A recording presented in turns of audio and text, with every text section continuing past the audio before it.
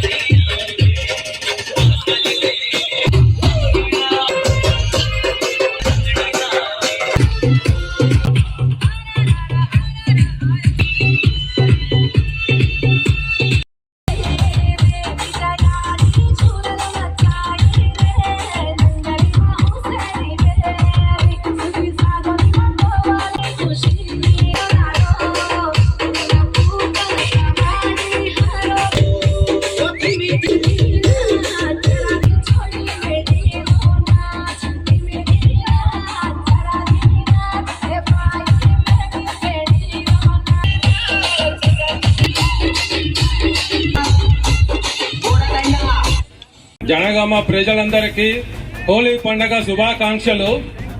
ప్రేమ, ఆత్మీయత, సంతోషానికి చిరునామైన ఈ హోలీ పండుగ అందరూ సుఖ శాంతాలతో జరుపుకోవాలని ఆశిస్తున్నాను.